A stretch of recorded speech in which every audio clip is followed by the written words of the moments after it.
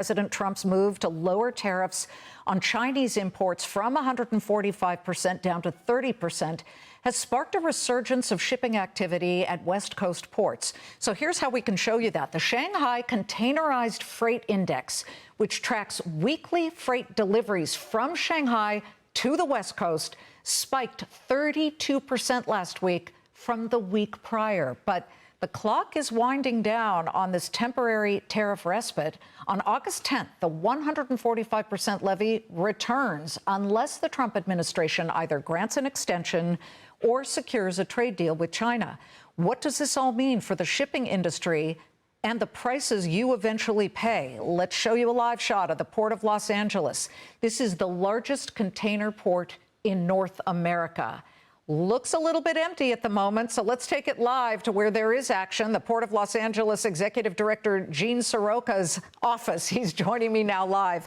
Well, Gene, you spoke back in late April, and you were pretty morose, understandably so, because we hadn't gotten this temporary pause. But what are you seeing now, and what do you predict will happen, if you could, I guess, August 10th? Good afternoon, Liz. And while predictions have been a little bit elusive because all of the information that's floating through the supply chain and emanating from Washington, what I can tell you is this. For the month of May, ship arrivals are down 20%. Wow. We saw a precipitous drop in the beginning of the month, and we'll see so at the end of the month. The stat you just showed is importers now scooping up some really important cargo that they'll start bringing out in the month of June. While we still have some canceled sailings that month, we may be leveling off a bit. But this 30% tariff is simply an average of averages.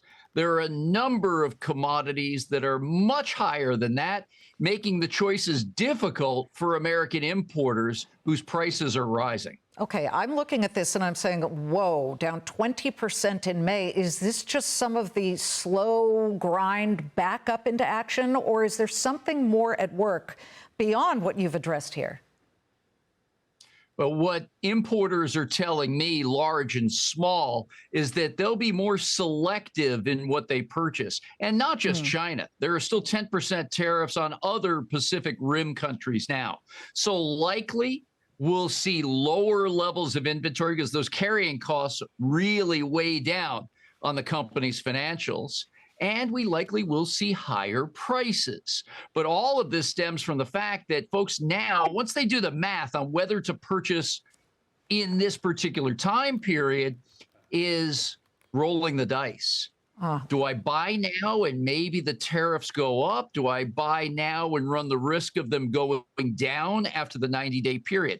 That's the decision point we see. And it's really crucial because we're in the midst of receiving cargo for summer fashion, back to school, Halloween, and May is traditionally the month where importers place their orders for the all-important year-end holidays. Right, because it's well in advance. They got to load the ships, make the orders, et cetera, and then get them across the ocean. What are you seeing in terms of cancellations, Gene? Any of that?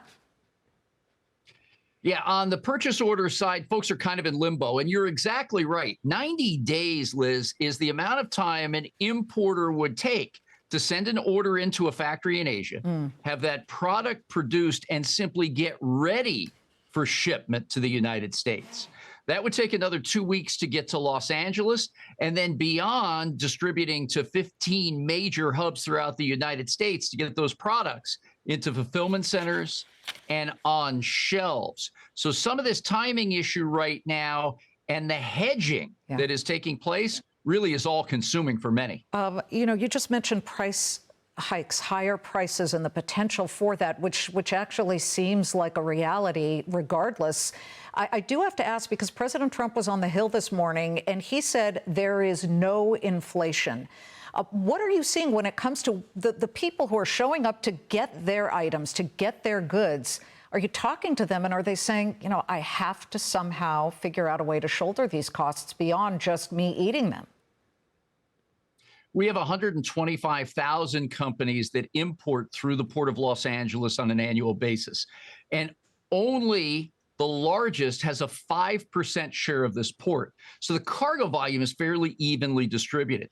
and I've been in this business a long time. What importers are telling me is, one, they'll go back to the manufacturer and try to negotiate. Right. That's fallen kind of on deaf ears. Two, try to find efficiencies internally or cost savings. Some may see margin compression. And thirdly, unfortunately, passing those costs on to the consumer for finished goods and to American factories if you're a parts supplier. That's the reality. Gene, we want reality. We shall see exactly what happens, especially between now and August 10th. Thank you so much.